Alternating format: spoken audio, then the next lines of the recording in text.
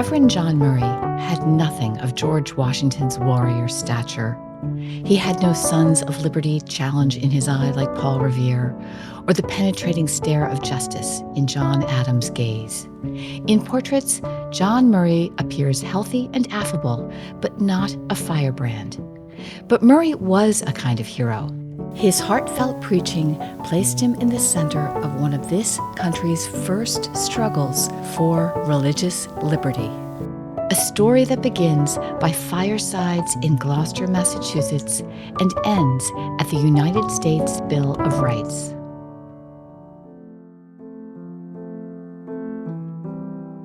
Murray arrived in America in 1770, on the eve of war. He was 29 years old and looking for a new life, not a revolution. In England, where he had been a minister, Murray had lost his wife and his only child. His family's medical costs had sent him to debtor's prison until a relative paid his bills and passage to the colonies. Murray set sail, hoping to lose himself in a new land. In England, the minister had embraced a radical new doctrine known as Universalism, or universal salvation, the belief in a loving God. In his difficult times, Murray noted God speaking to him, saying, "Be of good cheer, your God is with you."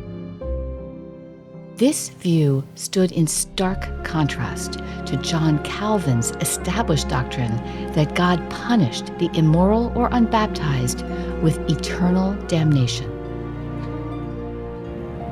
The generosity universal salvation promised had already seeped into the colonies. When Murray's ship arrived on the New Jersey coast, a man named Thomas Potter was waiting for him, begging for him to conduct a service. Murray soon became one of many itinerant ministers traveling the colonies with sermons. And the Reverend could preach. His audiences grew larger and larger as he worked his way up the coast.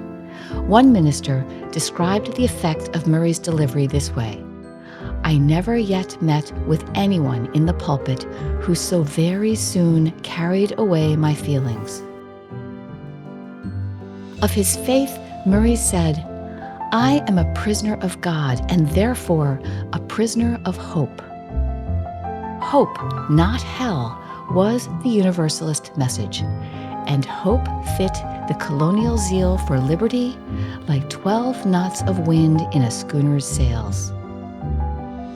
In Boston, Murray met two enthusiastic merchant brothers from Gloucester, Winthrop and Epps Sargent, who invited the minister to their town.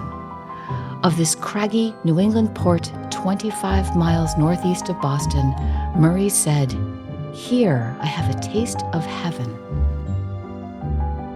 In much of 18th century Massachusetts, the government and Congregational church were one. In Gloucester, the Congregational church was the first parish. It was a strict and stern institution. Church attendance was mandatory, and damnation was the message every week.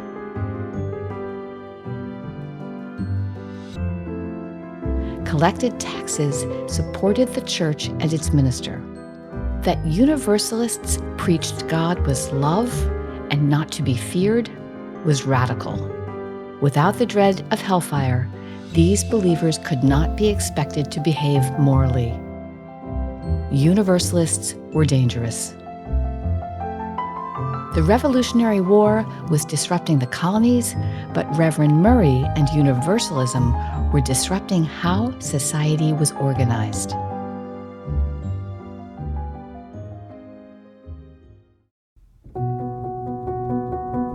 From the start, Murray acquired enemies in Gloucester's first parish, but he also attracted exceptional supporters.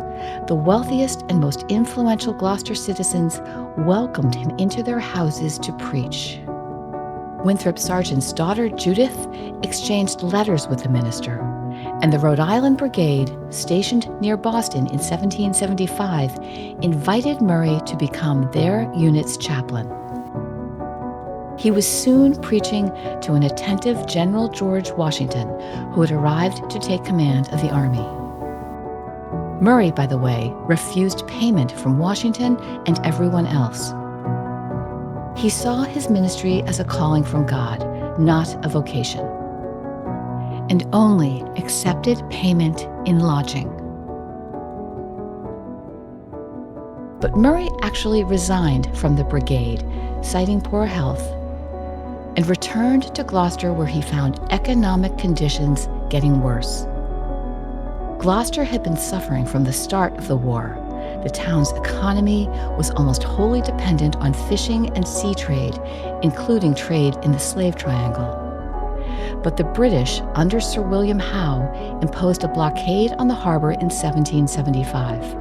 Men went off to fight, and the privateer industry grew wealthy, but most of the Gloucester economy collapsed. A letter signed by Winthrop Sargent in 1776 begged the courts for tax relief on behalf of the town. He listed losses like 11,600 feet of wharf, useless; 48 warehouses, useless; 130 of the most valuable houses shut up; 233 widows. So the minister did what perhaps suited him better than the military. Murray traveled to Cambridge when he was well to raise funds for Gloucester relief among his friends in the Continental Army. George Washington headed the list of donations, followed by his major generals and then brigadiers. With credit to those funds, thousands of Gloucester citizens survived the worst winter of the Revolution.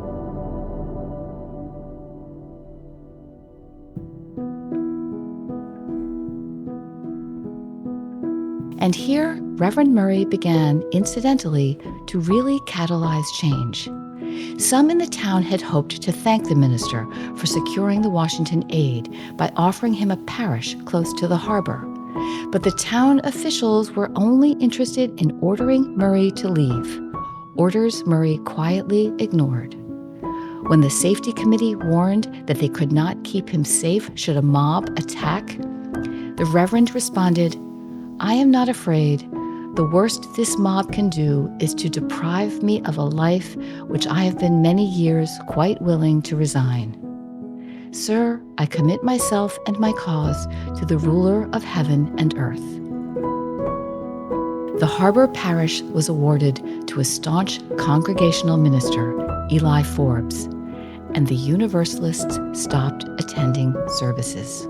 The first parish suspended 16 of them, including Epps, Winthrop, and Judith Sargent, which simply provided the group reason to form their own church.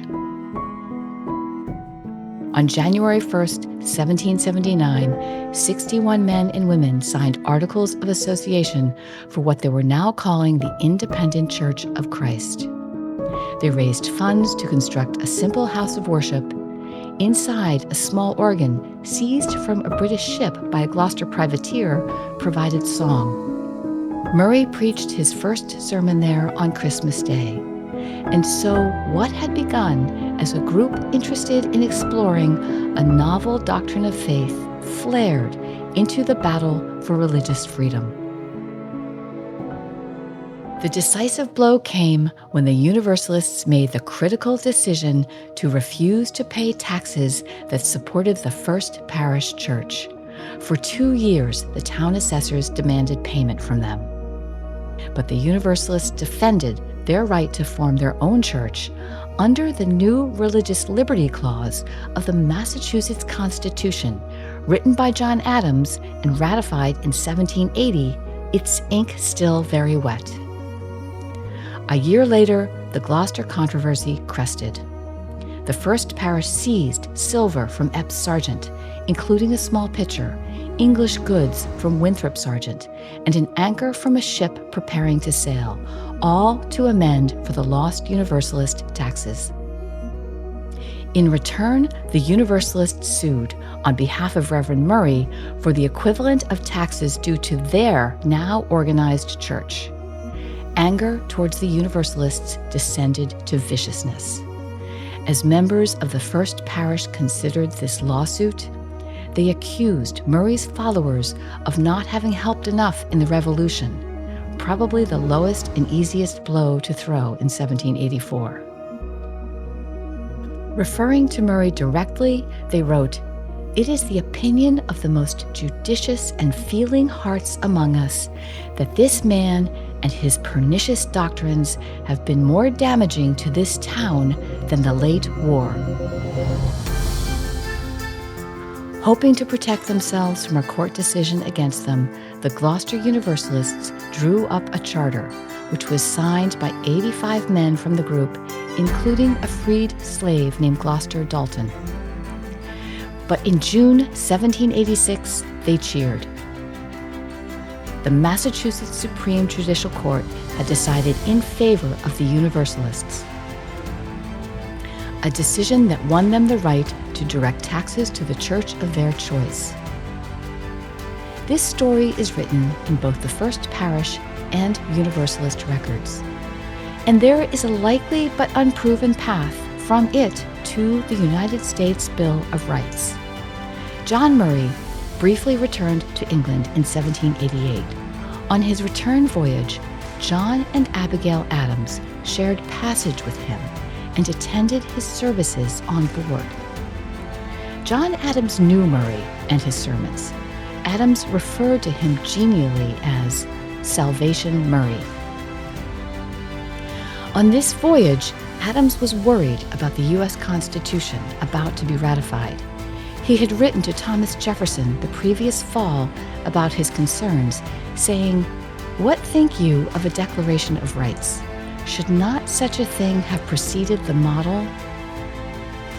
Certainly, this voyage gave John Adams plenty of time to consider Murray's very recent victory in the Massachusetts court, a first win for religious liberty under the Constitution that Adams himself had written.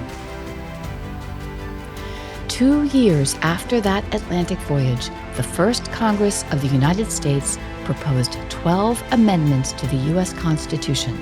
10 of them, the Bill of Rights, were ratified in 1791. The First Amendment states, "Congress shall make no law respecting an establishment of religion, or prohibiting the free exercise thereof." John Adams signed the Bill of Rights as Vice President.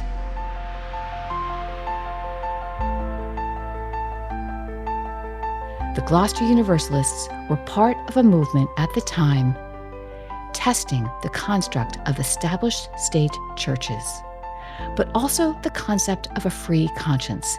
Liberty was in the air, and the success of religious freedom in Gloucester intersected directly with the design of a new government based on liberty when Reverend Murray and John Adams shared that voyage.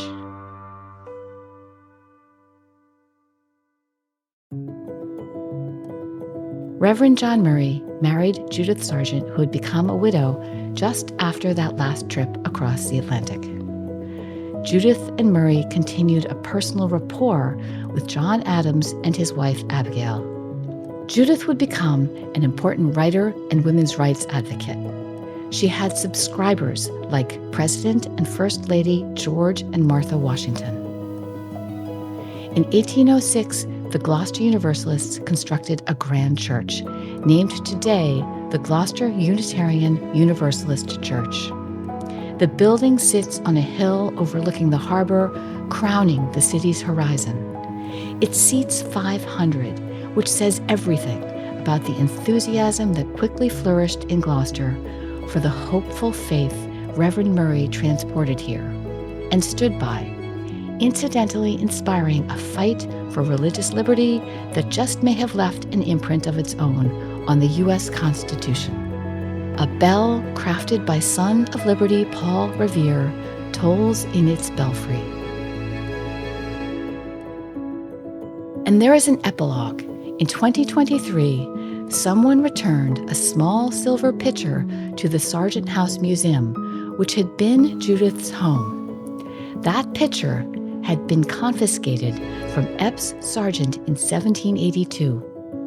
No one knows where it has been for 240-something years, But the donor, who insisted on anonymity and refused even a thank you, must have felt the gravity of this story. A story of religious liberty in America, a story which is still being written.